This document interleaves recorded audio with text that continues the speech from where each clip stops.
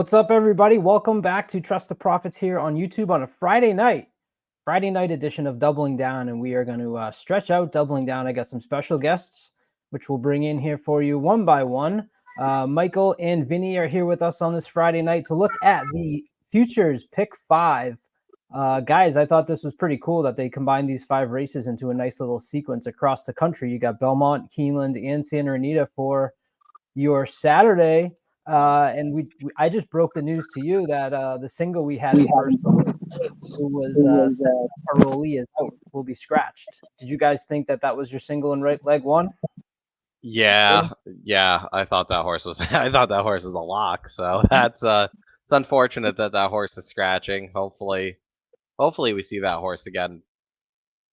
Not till next year, they said. Out for the year and going on the 3-year-old campaign is what I believe I saw. That was the horse with the huge Saratoga debut. Michael, did you have that horse singled?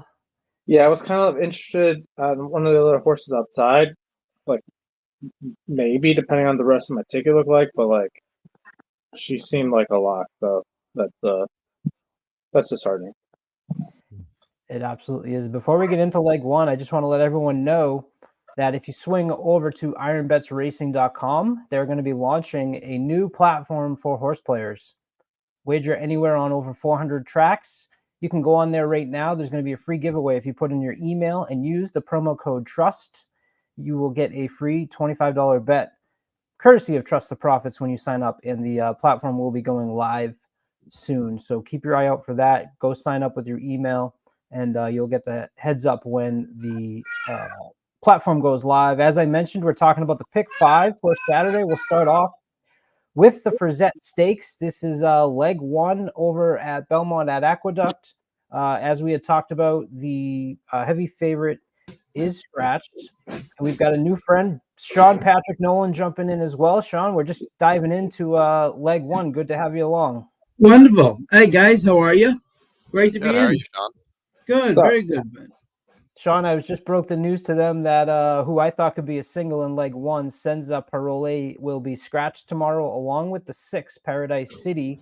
So that certainly opens up the Frizette to be a lot more of a wide open race. Yes. Breeders' Cup Juvenile Filly spot on the line. Majority of these horses, it's their first time at a mile. I think that is something that you have to take into consideration. Danny Gargan on number 1. I think this will probably be your new favorite, Snow White. Danny Gargan adding blinkers for the first time, a horse that got a little bit lazy in the stretch in the debut there at Saratoga, going 7 furlongs. But this is a horse that I absolutely want on my ticket. Gargan adding blinkers on the second start is 1 for 6 lifetime. W. Nell was the horse that had the victory with that angle that one time. I'll start off with you, Michael. Without the 8 and without the 6, where do you think you need to get coverage on for your pick 5 ticket to start us off? Yeah, the one was like interesting to me, like before I got through the rest of the race and I saw the Chad Brown horse, just because she didn't win on debut and they're immediately putting her into this, and like that has to give you some level of confidence as somebody wants to back the horse. So it also happens enough with 2-year-olds where they don't win and then they like step up into something that you don't expect, or even sometimes on debut they'll win a stakes race. So I was looking at that horse, and then on the outside, there was who's on the outside? I'm sorry. Icona Mama. Yes, thank you. I was looking at that horse depending on like what the rest of my ticket looked like. If Chad Brown's horse doesn't break and gets stuck in the back, and it's hard to make up ground at Aqueduct, like if something along those lines happened, especially with a 2-year-old, I was looking at her to include on my ticket regardless. So those would be the 2 that I would add or use now.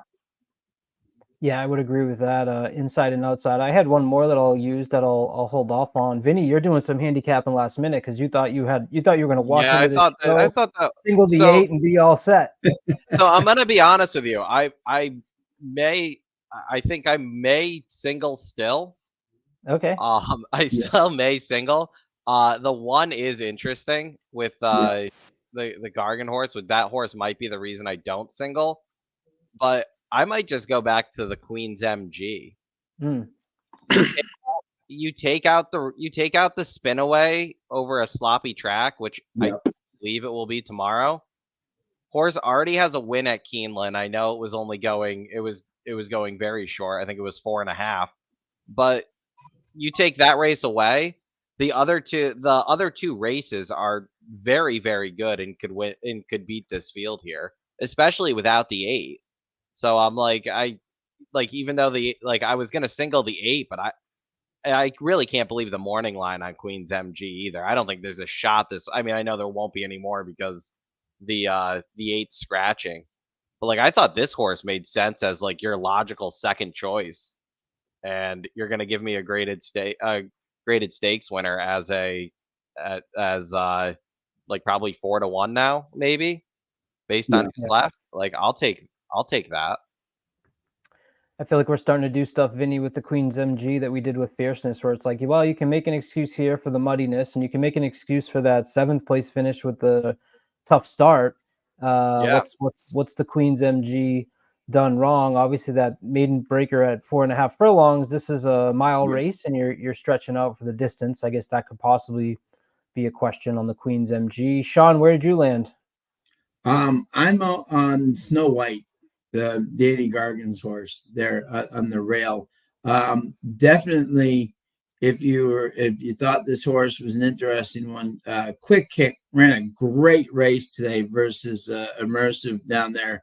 Immersive and Quick Kick were way ahead of everybody else down in at Keeneland today. So if you're trying to kind of compare, an interesting Icona Mama on the outside lost to Liam in the Dust, and Liam in the Dust was bet down today, but she came in last. She really stopped, so it was interesting to see that at Keeneland. So I like Snow White. I think this horse ran a big race, was inside and that I remember that day that the track was not favoring inside and still almost won. Quick Kick came in a very impressive second today at Keeneland. I think that only boosts this horse's chances.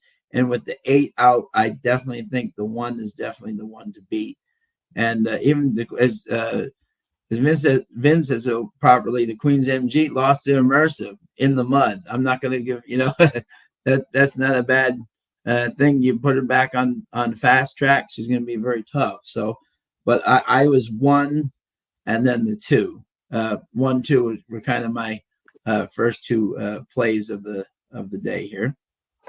All right, so we got agreement. The only one that I'll throw in there that you guys didn't talk about with the 8 being out is the Jamie Ness horse. With Jamie Rodriguez aboard Social Fortress, who has just, here's the question. This horse has blown out 2 fields, but it was Delaware and Monmouth, and it's obviously a step up in class for sure going against these. But your early speed is definitely a threat here with Jamie Ness. I see Michael shaking his head. I just can't bet. If this was a claiming race, then I'll bet Ness every day. I think most of us know why. I just at this level, I just can't back him. Yeah, I think the other thing too, and if you look at that race, 24, 48, 113. I mean, you're going up against potential grade 1 winners here, and you're running those splits. I mean, granted, this horse has done everything they've asked her to do, which is all you can do is win. But you're not going to be running those fractions tomorrow at 24, 48 getting away versus this group. So I think you got to really step it up to even be competitive versus this group. All right, you guys talked me off of it. So group ticket, we all basically can land on. We can land on the 1, 2, 10, and I'll be okay with that. I think. I think I'm okay. So we'll go 1, 2, 10 in the Frizette to kick off this pick 5 for Saturday. Hello to Tim out in the car. Tim was supposed to join us, but hi Tim. Craziness going on down there. Just glad you're okay, bud. He's texting while he drives though, so I don't know. Maybe hopefully he's at hopefully he's at a red light or something. Justify it a little bit. Yeah, he said someone almost rode him off the road, but he said that as he was texting us. So Tim, I don't know. Maybe he's running himself off the road. You guys just handicapping tomorrow. Yeah, we're handicapping tomorrow, Savage. This is the Future Stars Pick 5. It's all the 2-year-old Pick 5s that are cross country. A little bit of a unique race that we've got. Up next is the Race 8 Champagne Stakes going 1 mile. Yes. Chad Brown has won 4 of the last 7 runnings of this race. Chancer McPatrick returns and looks pretty good, but at short price, I think there's some other options you could possibly consider in here. The first one that popped to me, Sean, was because we watched this horse debut together, screaming and cheering on the Saratoga stretch there. And that was Uncaged, who you gave me as a nice pick 5-1. This horse came from Off the Pace and then was entered in the With Anticipation, which was a grade 3 on the turf on August 29th. He was in there for the main track only. That race ended up going off. This is your Todd Pletcher.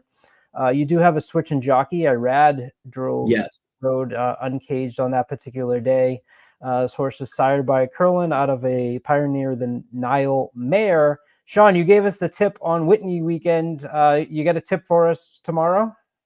Well, our good friend for all you handicappers out there, Pat Cummings, who's one of the most astute world handicappers, is part owner with Mike Rapoli of this one, and he has been ultra high on this horse since day one. And if you watch that day in the mud, not many horses were really gaining any ground. That horse really closed solidly into that field, which I was very impressed with. Same with Ferocious. So look at the right here. You're showing it greatly right here. That just the force that he was coming, just looked like a very professional. He's been working out with a 2-year-old that Centennial Farms has that they're very high on, and they've been step for step. So I think this horse is quality. Now you could wonder, did Irad have his choice and he picked Tip Thomas, who is when he went against Rookie Card, Danny Gargan's very highly thought of 2-year-old. They threw it down, the two of them, and he prevailed. So obviously, maybe Irad thinks this is the better horse, but maybe he thinks he's the better horse right now. You know what I'm saying? But to get Joel Rosario is no bad shake at all, and he'll be right there. So I think both horses of Todd Pletcher's, he could very easily finish 1-2 in this race, and I wouldn't be surprised at all. Michael, where'd you end up? I'm going to agree with that, and I'm not necessarily worried about Irad hopping off either. He sometimes like Pratt. I feel like Pratt's pretty good about hopping off, like when he's ridden multiple horses in a race and hopping off. Seems to hop onto the right horse. Irad's a couple of times like hopped off the wrong horse, and he's. I think he's probably going to be lower than 7-2. Definitely going to use both Pletchers in here. But if Joel won the race, I would not be surprised at all. I wouldn't just go like, I would not toss the other Pletcher horse just because Irad's not riding him. And then Lascano's, the horse that Lascano's on, I think he's on is he on the 7? The 9. The 9, sorry. He came off from like a length off, which Saratoga was having the tendency to, you needed to be near the lead, which he was. But the way he was driving at the line, he debuted at 6.5. I don't, a mile's not going to be a problem at all. I think he was a 7 in this race. Yeah, executive order. Thank you. He's not going to have a problem getting the mile at all. And him and Philip Serp are like, have a positive ROI at 20+%. So like it's definitely worth, I think, taking. And I'm not using the Chad Brown horse at all. Both races, he's come off from like 8 lengths or somewhere in that range, and I don't think you can make that up at Aqueduct at a mile. Like I'm not going to use him at all, which I know is is risky, but if he wins, probably going to get a chalkier price in the first race. We got to deal with Baffert later down the road. If you just pick the favorite every time, that this ticket, it's going to pay out less than $100. I'm going to pick 5. So I'm actually going to toss Chad Brown altogether, given that horse's running style. Yeah, that's Chancellor McPatrick, who's had trouble in both of his races. You can look at that both two ways, right? As you just mentioned, he might have trouble and not get there in this race, or he's so good that he had trouble and was able to overcome it. Vinny, where'd you end up? I'm gonna single the 10.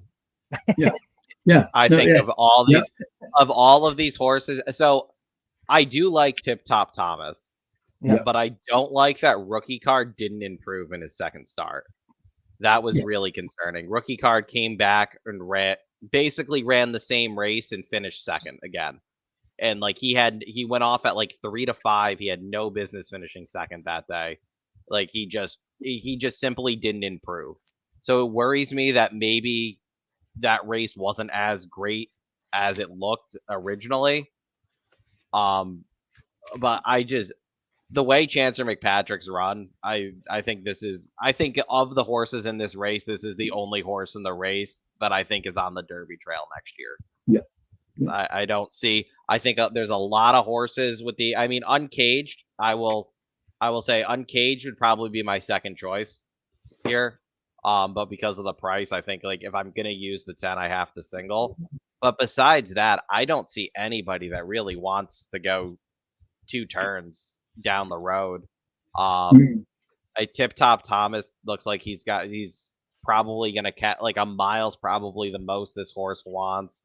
Mo Plex, I don't think I think Mo Plex is going to be a very good state bred runner. I think against Open Company, I think it's going to be a bit of a struggle. Uncaged, I can see definitely down the road. I love his pedigree. But Vacoma Rides interest me a bit. I think it's a big class jump. I just even like Executive Order, I don't see that. Like I think like a mile's probably where this horse caps. So like of the horses, I think Chancellor McPatrick is like the one I think down the road that is going to be in big races. So I'm just gonna go. And Chad's had a ton of success in this race, as you previously said, Colin. Yeah. I know the ownership was very, very high on debut on him, and he closed on a day on debut where nobody else was making up any ground. Like that day was very speed heavy, and he came from well back. And then he beat Ferocious last time out, and I know Ferocious did not have the best of trip last time. But like everybody's high on him as one of the best 2-year-olds, and he beat him. So I have to single him here. If it burns me, it burns me. If it comes back a little light, like that's why I have to single here. Yeah, and he also beat Mentee, who came back to win today. Fierceness's full brother. So there's also some camaraderie on the turf. That race. Yeah. I was with the 5 and the 2, and then I was iffy on the 10. The reason I was iffy is exactly what you guys talked about, which is the price. You can't take like you said, Mike. You're going to get chalk in the first, and then you like the 2 Bafferts, and suddenly, I could play. This might be one of those ones where I play those like a horse like Chancellor McPatrick in a second ticket where I'm doing $5 and I'm taking these kind of horses that I really think can make it easy. And Tim says that horse is also a single for him. I think passed up a lot of good horses at Keeneland to ride this horse for the future. Yeah, he's one of those horses though. Like for ticket structure, like I feel like he has all the feels of a single, or you play a few and you hope you beat him, because if you don't single him, you are just losing so much value on your ticket. Absolutely. All right, we'll move on to leg 3, which is the Oakleaf. We jump out to Santa Anita. As I mentioned at the beginning here, check out ironbetsracing.com, the new sports book for horse players. Sign up now using your email. You'll be entered into a random bankroll giveaway of $25, $50, $100, and even $500. Use the promo code TRUST. You'll get another $20 wager for free when the platform opens up. So be sure to go and check that out. Leg 3 is the Oakleaf. That is skipping over to Santa Anita, and you have to start dealing with the Bob Bafferts. And as we mentioned, with some of those low price horses that we liked in the first two legs, now you've got to decide with 4 Bafferts here what to do in the Oakleaf. Sean, we'll start off with you. Where did you end up in this race? Yeah, I thought this was, very interesting. Exactly, 4 Bafferts. What do you do? Who do you kind of look at? And the interesting thing is, Nooney, I thought was good. In their last win, I was a little disappointed actually with Nooney, the way they want, but they're just. I didn't think they were the dominant. That I really expected Nooney to kind of beat that field, and it didn't quite live up to my expectations there. You look at his other horses here. Non-compliant, I thought was very impressive. I think this one deserves to be the favorite, and should be. Anytime JJ Hernandez gets on, he usually has his choices, and obviously this horse I think is the cream of the crop on that side. When you look at the other field, Tenma, Kazushi's really riding well for Bob Baffert. He's kind of become the new Bob Baffert go-to guy, and whatever he's been riding for him, he's been riding very well. So I think Tenma is definitely. Nyquist. We all know how much he loved the Breeders' Cup Juvenile in Santa Anita. So for me, I was 3, followed by the 8, and then Nooney in 3rd, with all Baffert try. I don't think it's inventing the wheel in this one. I thought Tenma could actually be a single here. This was the horse that me too. Across here that I had written down as my single, the number 3, $850,000 purchase out of a Tappet mare. He was a grade 1 winner last time out. And if you look at the notes there, just prior to this turn here, just showed some real athletic ability and some skill, knifing between some horses to get into the space and then getting out into the clear here. Tenma is absolutely my pick. I thought maybe Non-Compliant was an interesting one. That's your number 8, who had a 96 Equibase speed figure on debut with Hernandez aboard.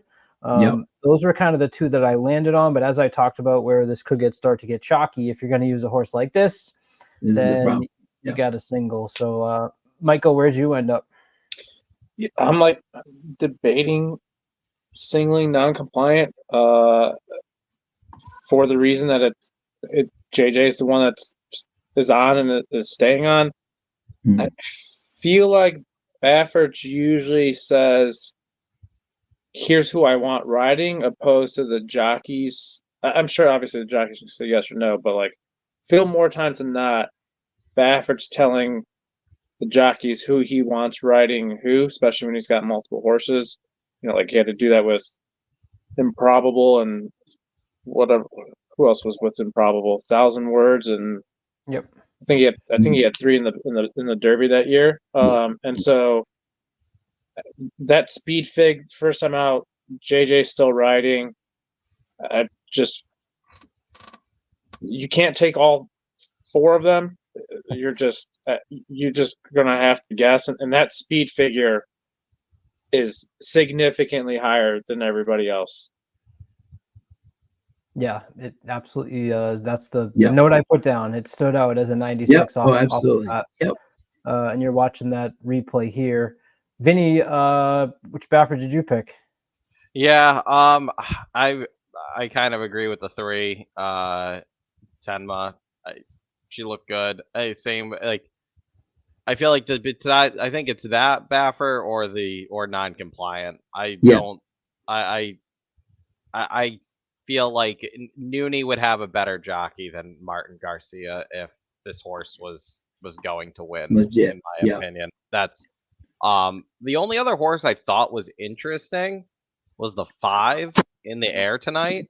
Just because this horse has come from off the pace in all 3 starts, and didn't win last time out, but came back out of that race, ran two bullet works, and like I don't know if the pace is going to be fast enough here because honestly, it seems like this might be like it seems like Nooney's supposed to go to the lead here, and then everybody else is just going to sit right off of her.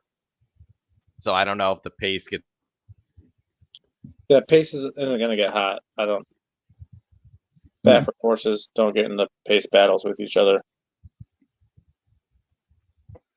Yeah, chat. Who do you like? Throw in there who you like. And if I knew Vinny was going to go in the air of tonight with me, I would have had my Mike Tyson hangover clip ready of Phil Collins with the drums and the monkey and the scene. If I knew, I wasn't expecting Vinny to go over there. Vinny, you froze up, so you may want to drop out and come back in.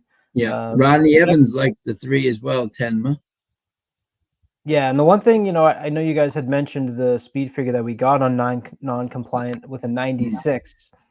There we go. We're going to get a drink because whenever I say increasing speed figures, that's the new doubling down. That means to drink. That's what you get with Tenma. So yes, the speed figure stands out on non-compliant, but Tenma's going in the right direction and has a little bit more experience there. So maybe that will play to the advantage of that horse if you're going to single Tenma. And I don't know how have the Tisla Laws been doing longer. First route on the dirt is coming up 0. I don't know, but I love that you mentioned that horse. Tisla Law. I saw you. Oh, that's right. There we go. I don't know if he's. I don't know if he's had many try 2 turns because he just has 2-year-olds. Yeah, I don't think so. I don't know if he's had 2-year-olds. Yeah, I'm coming up with 0. Yeah, so we'll find out. This would be a good I'm good fully first time like full fan club. Love it. I was too until I went into logins. Exactly. Yeah, there's no logins for sure. But I went into here we go, we got the logins hat for you. Tisla Law I was cheering so hard for in that race on the Triple Crown because I had him in the futures bet from that was COVID year, right? And I had the futures bet from friggin' August or something. So I had to wait a whole year for my Derby future bet. And it got beat by the Baffert in that race. I still blame Manny, but we're not going to get into it. We'll move forward to Tim's favorite spot. He's not late here. He's because he's driving to the track already. And David Barista is right there with you, Michael, with Tim robbed in the Derby is absolutely right. Tim, we're moving over to Keeneland for you for the Breeders' Futurity, the greatest race of all time because of the aforementioned Loggins who had unbelievable effort in the stretch run against Forte. Yes. This is your leg 4. They're going a mile and a 16th, and we have a horse in the 1 hole who we talked about earlier, which is Ferocious. Yes. A $1.3 million purchase who was big on his debut, putting up that 102 Equibase speed figure. Then you saw him finish second to Chancer McPatrick, who we talked about singling in leg 2 on this race here. I thought you could have, if you're, I was looking through Twitter today and I saw a lot of people who had Ferocious on top as far as handicappers, and all of them had Ferocious really.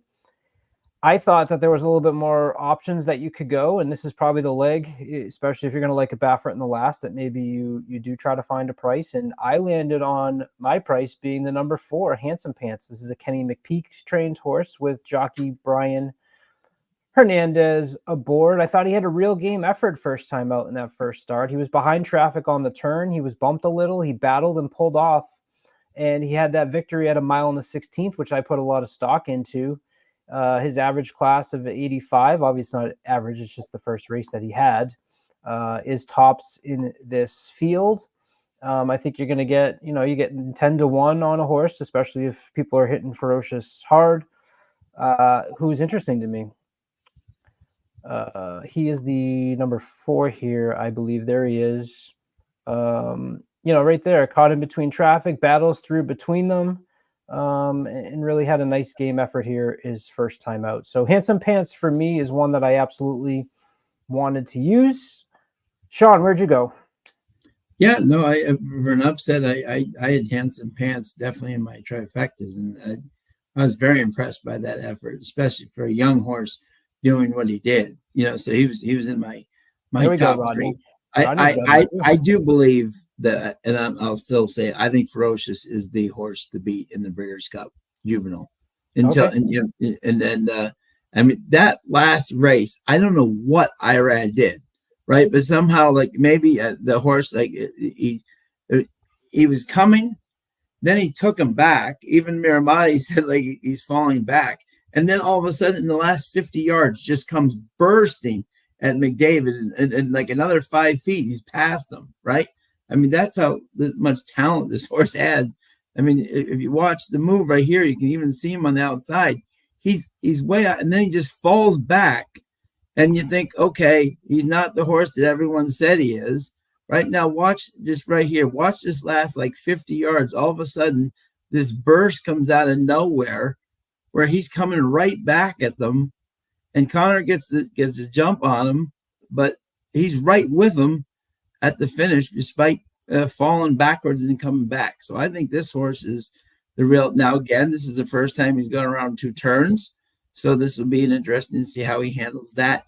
But I just think that he is the horse to beat. This is Romero again, as you know, who had Mage, and exactly they spent good money. When he spends money, it's usually good money. And this horse I think is the real deal. I think Gustavo's going to have him ready. Interesting, Irad stays in New York, for and not to ride this horse. So Luis Saez gets aboard, but I just think he's the best horse in this field. Sounds like you're arguing for a single. Yeah, he's my right. single, but I could see anyone using Handsome Pants underneath for sure. Vinny, where'd you end up? I ended up on East Avenue for Brandon Walsh. Yeah, I like Ferocious, and like I'm gonna use him on my ticket, even though like I think his price is gonna be low. My issue with Ferocious, and I honestly think that's why Irad rode him the way he did. I don't think this horse wants any part of going 2 turns. And I said it after his debut. He's a very well-bred horse, but he seems like he's a very well-bred horse to go like 1 mile around 1 turn. Sure. I don't know how he is going to stretch out. And I kind of think that last race sort of exposed him a bit as a horse that might not want to stretch out. And I think East Avenue is just one of those, like, he's just like one of those really well-bred Godolphin runners. I don't know how good he is, but I think, like, I don't think there's going to be any issue with the distance. I mean, in my opinion, he beat a very bad field here, but he beat a very bad field on how you're supposed to beat a very bad field. He wins this race very easily. The times weren't terrible considering he basically was just handridden the entire way around. But he also goes he also gets Tyler aboard. I like when Tyler rides for Walsh. I feel like they do pretty good together. They do very good, yeah. Yeah. Yeah, I mean, I don't like, I feel like if Ferocious was a very serious horse for the Triple Crown Trail, Irad would be here if they wanted Irad on him. Sure. I think it's very, I think that's, I'm taking that as a little negative, but I am going to use him, especially after today where it seemed like the inside was like where you wanted to be. So if Ferocious stays on the inside, like, I think he's still very good. I just think he's beatable at what should be a very short price. Right. Now, Vin, does the fact that Riders Up Tim, who has the greatest kibosh, Tyler Gaffalione kibosh, possibly known to man, is using him as his strong pick up front, and that he's wiring. Yeah, exactly. When Tyler usually finds out that Tim has got his horse, he usually does not. Well, that's well, hopefully Tyler doesn't watch this then. Yeah, like I said, it wouldn't surprise me. I did like Handsome Pants a bit underneath. Yeah, I wasn't thrilled with this field. I thought this field had a lot of a lot of horses that are kind of just in here to say they ran in a grade 1 and will never be in a grade 1 again.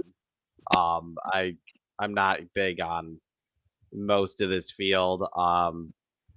But like I feel like Tenacious Leader is another one that's going to take a ton of money, and I feel like they have no idea what they're doing with this horse. I feel like they're just entering him in any race that has a good purse. He goes from dirt. They run him on the dirt. He runs terrible. They're supposed to run him on the turf. It gets scratched off. He wins in the slop. They run him back on the turf. He almost wins the With Anticipation. He ran huge in that race. And then they're throwing him back on the dirt. Doesn't really make any sense to me. Horse almost won a graded stake on the turf, and you're throwing him right back on dirt, where on a fast dirt, he did not run good. On a track that, based on he should have run good on. So I just feel like there's a lot of horses in here that really shouldn't be in this race. Yeah, one of our people is asking Sigmund Dosa Racing your thoughts on Filoso. He said 2 turns would be fine for him. I don't want any part of a green horse on the rail. Ari Ferocious, is that yes? I think Filoso. I mean Johnny V for Chad. I mean the City of Light. He had a 34-1 winner today. City Light's been doing very good. So I mean obviously the great thing about the 2-year-olds, and this is what's such a mystery, is he went from 61 to 76. 2-year-olds can go from 61 to 76 to 91. Very simple. You know what I mean? In 3 or 4 races, they can learn what they're doing. You know. So at least this horse, I like the fact that this horse gained 15 points in his last race. You know, and it gets Johnny the GOAT. I mean, on him. So I wouldn't throw him out if you're using trifectas, and that horse can be at least on the board. I agree with that. Closing late. Michael, where did you end up? Yeah, I like. I hate saying this, but I like Tyler also there. He's going to be on the lead. That short stretch, it's hard to, you can't be 2 or 3 lengths off at the stretch. Like you don't have enough ground to make up. That McPeak horse I hit on debut. It's interesting because McPeak never wins at the distance on debut. But also that 3 to 5 favorite that we saw coming down the stretch was Dale Romans. So with Corey Lannery, so not sure he beat anything. But it's still all that traffic that he weaved through and seemed to was very mature for him to do that. First out. And actually on the back side of that race, I just knew he was going to win. You could just see he was sitting well, he wasn't fighting, and you could tell he was loaded. But with him also, he's going to be, we presume he's going to be coming from off the pace after his first start. But I would use the same 3 that everybody else has talked about, the horses switching back and forth. That's just a little bit of probably Derby fever, even though it's early on in the season. And there's some other short prices out there where I'm horse is nice, but at 9 to 2, I don't want to touch that. So, and I think with the only thing that I'm with on Ferocious, one, I agree with Vinny. He might be a sprinter. Anybody else get the feeling he's dodging Chad's horse that's staying in New York? I get that feeling. Why are you shipping him over there? Unless you're just unless you're going, this is an easy win. But why would you not just stay in New York and it's the race is the same day, so you can't even spacing. We wanted to give him an extra week of rest, or we knew he was ready to roll. I actually thought this is where Chad's horse was going to be, and Chad kept him in New York, which is. I think it's ownership. I honestly think I think both of them are ownership decisions on which one they ran in. Right. And to by the way, to Vinny's point earlier, right? If you do back in the Champagne, if you Teddy, right? Irad did stay in New York to ride, him instead of Ferocious. You know what I'm saying? So if he did stay in New York, and you think it maybe McPatrick, the fact that Ira is in New York to ride him, I think gives him a little bit more credence if that he could beat, if the fact that he is in New York and not indeed in Keeneland riding this horse. That's what I was looking at, was who else was in New York as the reason that he is staying. It doesn't seem like there's a lot of like huge horses. So yeah, what? Because he's on El Razine. He's riding El Razine. He's riding. I'm just looking at the stakes races in New York here. Oh, he was supposed to ride Senza Parole for Chad. Right. So that's probably that's in reality that's probably why he was staying. In New York. Yeah, but still, yeah. Yeah, there's not much.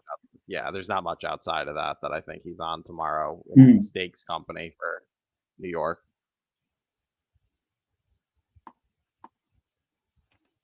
All right, very good. We will. Charles B says, "Watch out for the 8 here, Big Boat. He's got a real chance at a price at Keeneland." Yeah, and it's an interesting field. Do we get Tim's pick? Oh, he's East Avenue. So he's singling Tyler. This is to me that's just says, watch out. Well, now I'm nervous because you're telling me. Now I'm nervous. You're telling me he's a jinx.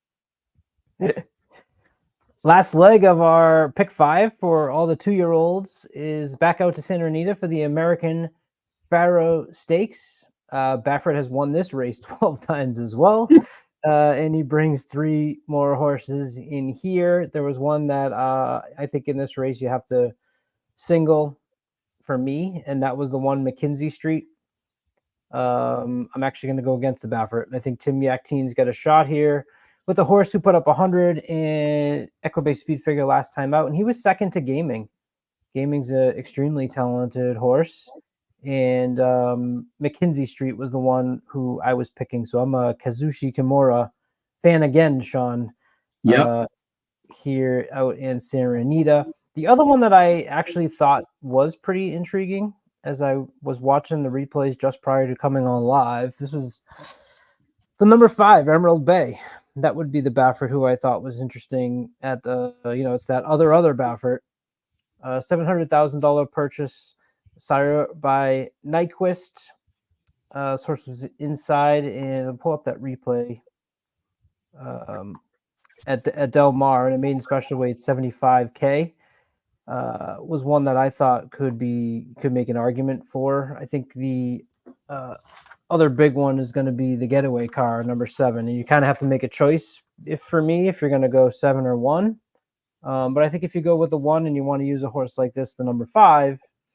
As far as the price is concerned, maybe that's an option that you have. Sean, where did you end up? Yeah, I thought this again was an interesting race, and interesting. You got 3 Bafferts and the former assistant Tim Yakteen on there. So basically, you got the whole Baffert family kind of here as a routine here. I really liked McKinsey Street's last race. I really did. I thought this horse is really is an improving sort. I thought Kazushi rode this horse perfectly. Yakteen is maybe 2 or 3 times his 2-year-olds have beaten Bafferts. So far at Del Mar and then Santa Anita, he is not afraid. I've always said this. There are some trainers that are afraid to go up against Baffert. Tim Yakteen is not one of those trainers that is afraid to go up against Bob Baffert. He will let his horses run. You know what I'm saying? And I think this horse is a talented guy. He wants to make it to the Derby himself. And I think this guy is definitely a live horse for sure versus them. Obviously, Getaway Car. Again, I always say this. Where JJ goes, you got to look at it. You know what I'm saying? And JJ has picked Getaway Car. I think this horse is definitely a live horse. And obviously one this must be frustrating for Baffert, and the fact that these are on the same day where so many, as Vinny alluded earlier, usually if he has a star Flavian or Johnny V or one of those guys comes in to ride, you don't usually have like Frazu on your horses, you know what I'm saying, in terms of that stuff, but they're all riding big horses at big places. So it's just interesting to see that angle. But yeah, and obviously Citizen Bull, I like Manny Garcia, you know what I'm saying, but at the same time, I don't think he's like a elite rider. You like, and so I really, when you have like a guy like JJ Picking, you have to really give that credence. But I was one with the Mackenzie Street, then Getaway Car, and then Citizen Bull. Michael, where'd you end up? I'm with is Antonio. This isn't saying much, but is Antonio Fresu probably the best rider in Cali right now? I really like Pratt's obviously no longer there, but like JJ probably. Yeah, then like him or JJ are probably so like I don't. He's not going to be 6-1, I don't think, and I don't know what happened in the last race with the horse that JJ's on, but like that, it's hard to draw a line through that. Like, yeah, I agree. If you want to try and find an excuse for horses, like we were talking earlier with like Queen's MG, where it's running on stop and this and that. It's hard to draw a line through that race, and was nowhere near Mackenzie Street. So that I don't think that morning line is going to hold. I might would probably take the horse that Fresu's on. This is probably an underneath horse, so if you're planning to try, I'm not probably saying like, oh, I could never use this horse on top, and I'm probably speaking it into the winner's circle as I'm saying this, but is it Shadow of Force or Show of Force, the horse that's coming off the turf for Todd Fincher? I love horses. I know we just talked about this also. Horses jumping back and forth from dirt to turf, but I love horses that are like strictly on the turf and then are trying the dirt, especially when they've been training well on the dirt. That horse is interesting to me because it's going to be every part of 20-1. So if manages to get second, which I think would be crazy, but it's like I think it's possible, or even gets third, like you're going to get a decent, especially if you like Mackenzie Street on top, to single like in a try, and that horse gets third, it's going to pop for you. So he was an interesting horse to me. Vinny? I like Emerald Bay. I'm with you All guys. right. I think that horse is There we interesting. go. I also That's three. I actually don't. I actually really like Getaway Car, even though that last race wasn't fantastic. You stuck with him again. He went. Getaway Car went. He went quick, but on the turn, the horse that confronted him was Gaming, and he's tried to stick with Gaming for a little bit, and then Gaming just drew off. I mean, so you have a horse that ended up like at kind of late in the race, ends up dueling with the winner, and then fades. I feel like that's like an angle that like you see that come back and win. Like Gaming's not in here, so if Gaming doesn't range up in that race, like Getaway Car probably finishes much better than that. The horse threw in the towel after Gaming passed him, but if Gaming's not there, maybe he doesn't get caught. And JJ stays on. I feel like this was a perfect opportunity for that's why I don't really like Citizen Bull at all. Like I feel like if they thought Citizen Bull was better than Getaway Car, JJ would have picked that horse over so I think Getaway Car has a bounce back effort. If it's good enough to win, we'll see. But yeah, I like Emerald Bay. The two Baffords I would use are Emerald Bay and Getaway Car, and then the Mackenzie Street, just because he seems to be an improving horse for Yakteen. And like you said, Yakteen's beaten Bafford in these kind of spots over the last few years. So yeah. The one thing I will say this for what it's worth too for the people out there is that Manicat, SF, like that whole group, they love Juan Hernandez on their horses. You know what I'm saying? Yeah. So obviously for them, if they tell Baffert, I want one on my horse, it's going to be pretty hard to pry him off. You know what I'm saying? Yeah. So that, you know, the conspiracy theorist in me also, I feel like they are going to do whatever they can with this horse to make sure this horse is in the gate for the Derby. yeah. So I feel like this horse, I feel like this horse is just gonna win races that like maybe he shouldn't, or he's gonna come in second in races maybe he shouldn't. Yeah. They want this horse. If this horse is healthy and is not in the Derby, I would be surprised. Like I feel like this horse, like just marketing alone on this horse will bring them in so much money. Yeah. Right. So I'm just like I feel like this is one of those races that he's coming off a loss, and probably a lot of people are just going to bet Mackenzie Street, and he might be a little bit forgotten on the board. I think it would be like, oh, well, he did come back and win. That said, though, I think this is I'm not huge on this, like compared to the other two grade 1 2-year-old races. I think this is the weakest one, especially heading into the Breeders' Cup. Sure. I think the winner of both the Keeneland race and the New York race will be stronger than this For field. sure. But yeah, I do think Getaway Car is one of those horses that is going to have a lot of marketing heading into next year. Yeah. And I wanted to pull this up. Go ahead, Michael.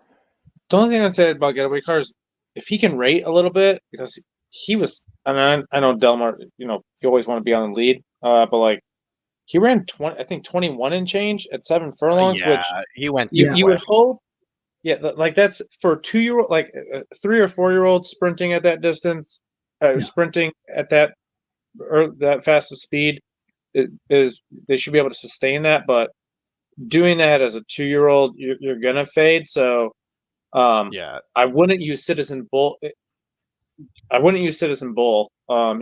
just essentially passed a tired horse. So if he can relax a little bit, which Baffert's usually pretty good about getting his horses to relax when they're stretching out, I wouldn't be surprised. So, I wouldn't use Citizen. I would toss Citizen Bull. I wouldn't go like, oh, you got third last time. I would just use JJ and Fresu, and then obviously Mackenzie Street. Yeah. The other thing too, which is interesting, just looking forward, if you're trying to find, as Vinny said, sometimes when he looked at the other race accurately and said, this horse is the one that's going to be in the Derby, nobody else will, right? Fierceness beat Muth by like 6-7 lengths, like going away last year. And we've kind of learned what Muth is made of in the last couple of months. I think the East Coast horses are stronger than that hasn't been in recent, but in the past couple of years, the East Coast 2-year-olds have been stronger than the California. They just been running against themselves. And I think even with the Breeders' Cup being back of the juvenile, I'll look at the East Coast horses much more before the California horses, because they're just running against themselves. And then when they get the caliber of like a Fierceness or someone like out there that's coming in, I said they've been kind of just overwhelmed. And I guess that's what's hard when you only have one trainer really out west getting top 2-year-olds. Yeah, right. He has to run them against himself, so he's running them against stablemates, and it's like, well, how good are they? Whereas on the East Coast, you have, yes, you still have your Chads and your Todds, but like you have guys like McPeak, even like Romans every now and again gets some. Right. A hand like Asmussen, like you have a lot of guys, Cox on the East Coast, like you have all these guys getting Gargan will pop, right? Yeah, you get a hand, you got a handful of guys, and they race their top 2-year-olds against each other, for all summer. So by the time you get to the Breeders' Cup, you kind of know, like, all right, like these are ones that are just seem to be better than most of the crop. Right. And if you ever see me again betting the John Sheriff's horse stretching out from 7 furlongs like a mile or a mile and 1/8, only to come in third by 5.5 lengths, 6 lengths, like behind the other two, shoot me. Yeah. No, it's And that's what makes and it's honestly what makes it tough for like the whole like even going into like the classic and stuff like that with that whole West Coast division. Yeah. Like they spend all year, it's the same 5 horses running against each other. Right. Like how good are they? Like I don't, like they either win or like they're nowhere to be found. And I feel like most of the time they're just nowhere to be found unless there's like one true superstar that really just continuously wins races. But like this year there hasn't been. No. It's just very tough. And the good ones they ship east. Like I think Prince of Monaco is very good, and he stayed east most of the year. So like, I feel like that kind of tells you what how the West Coast is at the moment. Sure. Or the really good one that they have that you're excited about ends up getting hurt or taken off the trail and misses a couple of races, and then you don't see them again. One day, Nisos will come back. That's exactly who I was thinking of. Yeah, one day, Nisos will race again, and we'll see. I mean, we waited so long for Muth to come back. He runs one race, he wins, and then he just that was bad. That last race was just bad. Terrible. Yeah, so we'll see if he ever races again. He'll probably end up winning like the Malibu or something now, like popping off. So speaking of Nisos, he popped up here on this angle that I had, which was something you could pull up really easily with Raceland. So this is Baffert 2-year-olds on the dirt when they were a maiden winner and him bringing them to stakes races. I was just curious that angle on what it is for Baffert. And it's actually a positive ROI, which I thought was interesting. You'd figure all the races Baffert comes in with these monsters. He's got a plus 26 ROI, 35% win percentage. And that is what number 5, Emerald Bay. That's the angle that I picked off on him. Another reason why I was intrigued, certainly, by Emerald Bay. And I think there's a little bit of that, it's the other Baffert who might surprise you. And a horse like Emerald Bay might be that one, which will be the price of those, or at least out of Getaway Car, Yeah, absolutely. Yeah. I think him and Getaway Car will be kind of close in price, honestly. I think McKenzie Street's going to get hammered as your favorite, and I think those two will be like second, third choice. But I think it will be like one will be like maybe 5-2, and the other one's like 3-1. I don't think there'll be too much discrepancy because I think that 6-1 is not, like you said, that's not happening. He's going to get bet down. If he doesn't, that'd be great. No chance. Yeah, right. All right, as we wrap up this pick 5, I got one more question for you guys. Most likely winner in these 5 races. I think I know who Vinny's is. Sean, most likely winner out of these 5 races, who would you pick? New York Flavian. I just think that horse is the best horse. Which one? Connor. McPatrick. McPatrick. Yeah, I think he's the best, the most logical winner versus that group, versus these groups. I assumed that was going to be Vinny's choice as well. Yeah, that's I could make I really can't make an argument in the other legs because I'm spreading in every other leg except for that one. So yeah, Chancer would be my most likely winner too. I think he's really good, and actually my family friend is actually part owner. As I found that's awesome. Out earlier. So yeah, they're part of Flanagan Racing. So awesome. Okay, so that's I got a text today my wife got a text today from a family friend saying, "Hey, so and so's horse runs tomorrow. It's this name." And I'm like, "Oh, okay. That's an easy one to root for." We bet him his last 2 races, so we'll play him until it doesn't work. Yeah. I'm going to go with Tenma. I'm going to go with Tenma as my most likely winner. Okay, yeah. I like that. Yeah. The Baffert out in Santa Anita and the Oakleaf. That, when you come into the race that you've won 12 times, it's never a bad option to try and pick one of them, right? One out of the 4. Question. Has this race always been called the Oakleaf? When I saw it, has it? Because I was thinking the exact same thing. I feel like they changed a couple of the names of some of the stakes races this year. Yeah, they do.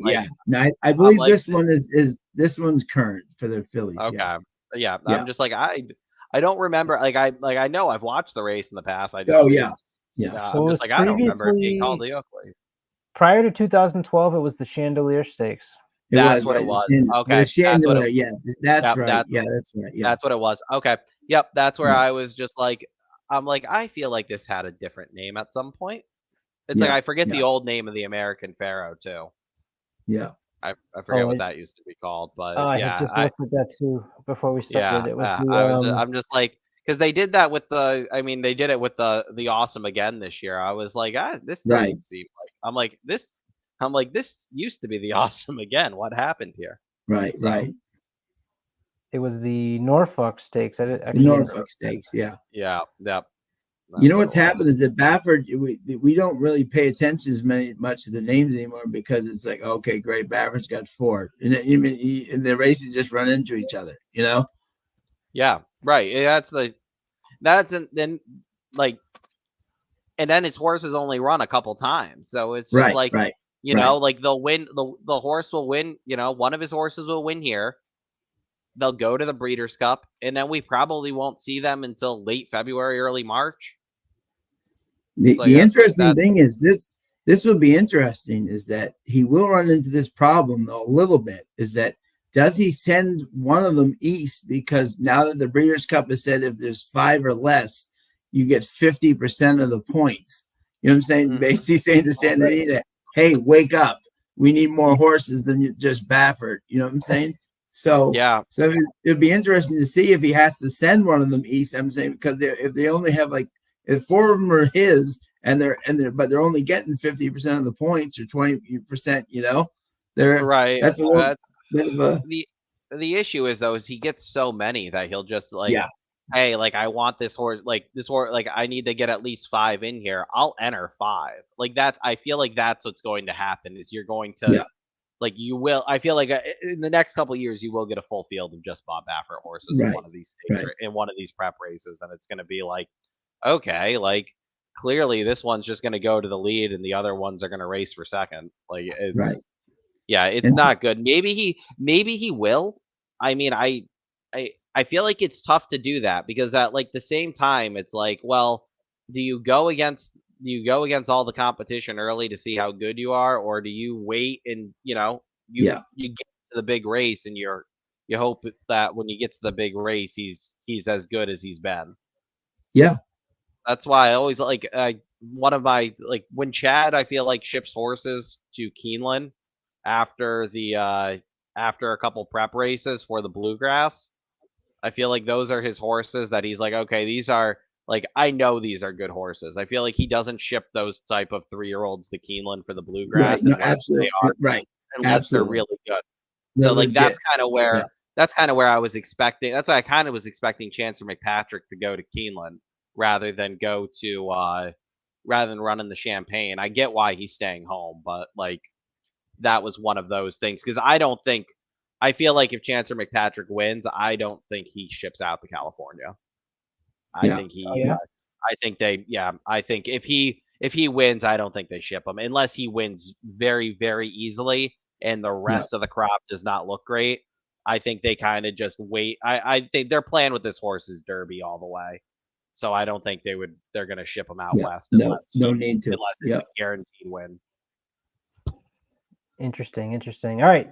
That is an hour for the pick 5 for Saturday. Gentlemen, I thank you for your insight and your time. Thank you to everyone out there that joined us Yeah. here Thanks to on everybody out there. Yeah, the thanks everyone for watching. Profits, 170 viewers. Oh, Good luck to cool. everybody. Hit us up on X and in the comments on YouTube of who you like in the pick 5 tomorrow. Until next time, I'm Colin. He's Sean. He's Vinny. Michael had to drop off. Thank you so much for joining us. And we'll be back live Thursday in the lounge. Did you guys win last night, Sean? No, we actually had our 8-week winning streak snapped. But we're for the year surprisingly we're like I think we've won what I believe 81% of the time. So not a bad wow. not a bad year at all, including Turfway. So that was pretty. We've done a very good year. So we're looking forward next week to getting that winning streak right back on track. They've absolutely killed it. Be sure to be a part of that Thursday night stream where we watch live racing and gamble together. Until next time, good luck, everybody.